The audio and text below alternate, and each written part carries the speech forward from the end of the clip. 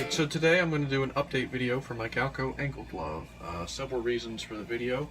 One, I do get asked every once in a while from people, if I still carry certain holsters, what I still think of them, if I have the same experience from when I review them. So I figured I'd do an update talking about this. Now that I've got about 1,000 hours into it, because I carry it quite frequently, especially in the fall and winter time when I wear long pants 100% of the time.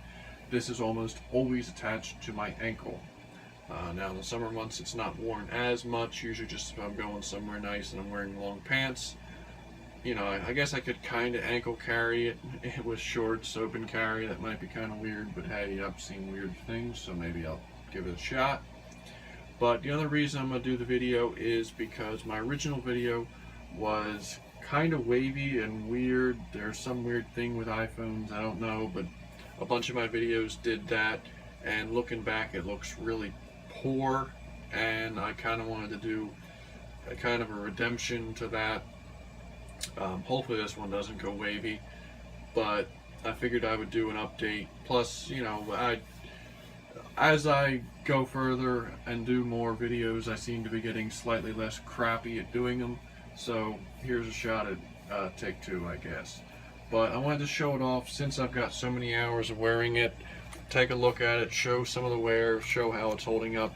Since they're kind of an expensive holster, and when you buy something that expensive, you want it to last, or know that it's going to last. So looking at the stitching has held up remarkably well. The Velcro has held up really well, no issues with the Velcro. Still very sticky, still very holds real well. I have had no issue with slippage. When you put it on and around your leg and you set it to where you want it, depending upon how tight you want it, depending upon the size of your leg, it stays there. I have not once had to, once I got used to how I like it, not once have I had to adjust it. So, obviously when you first start carrying it, you're going to adjust it a lot, because you want to find that sweet spot of tension to where it holds onto your leg good and it's comfortable. That's with all holsters, it takes a little breaking in. But the stitching on it has held up great. The sheep's wool has held up very well. It's still very nice and soft, maybe a little matted down from all the use, but that's to be expected. I mean, you gotta, after 1,000 hours, it's gonna compress a little bit, but the stitching for it has held up very well, and it's very soft. It hasn't discolored or anything, and obviously it's gonna get sweat on it and everything.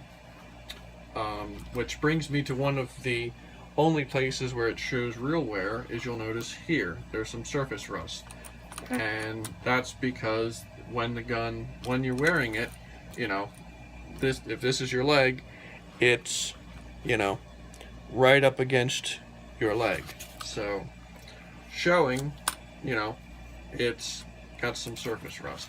Now I'm sure with some Scotch-Brite or maybe some steel wool it would come right off. And I'm really not big on them putting plastic in holsters, but that is one location where they possibly could have used plastic, just because we've got the fancy polymers nowadays. They could have made a polymer tab rather than a metal tab, and it would have eliminated that. But once again, after 1,000 hours and that's all that's on there, it's no big deal.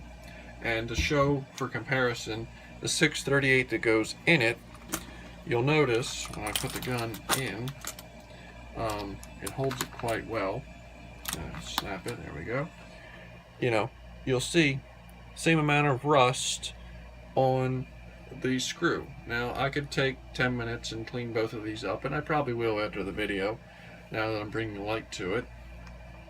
But for wear after almost a year, because I think it's been 9 or 10 months since I've got the holster, because I think I waited a month or so to do the review, probably about a month. And so for almost a year of use, for that many hours, that's not too bad. So retention is still real good. I'll show thumb brake is still real nice, but retention even with the thumb brake undone, holds it in pretty good. I mean, if you shake it hard enough, it's going to come out, but it holds it in pretty well. So if you were looking at getting the model without the thumb brake, I would still say they work pretty well. You know, I just prefer the thumb brake just for that little added security, but everybody's different. So the holster itself has held up real well. The inside, I remember when I did a review, I talked about the inside being coarse. It has smoothed out a little bit in spots. I don't know how well the camera's going to show. It's probably not going to get light down there. But in spots where the gun does have constant contact, it has smoothed out a little bit. The rest of it is still very coarse. And I guess part of that's probably to help with retention. I'm not sure. But, I mean, I could have gone along and smoothed it out. I did not, just because it didn't really affect me too much. But the holster part of it has held up real well. The stitching all along the holster is all still there, no fraying or anything. A few scuffs on the outside to be expected. You know, that's what the holster's for. Rather have the scuff on the holster than on the gun. So that's held up real well. And that's one of the reasons why I like this holster, this ankle holster, over a lot of the other ones is because it's a full shell. There's, you know, it's not just a leather front attached to it. It's a full shell that holds the gun independently and makes it that it's not riding against your ankle as much.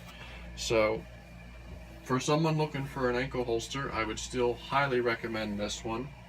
I've had no issues with it, and I know they are rather expensive, but I guess it's the old thing of you get what you pay for.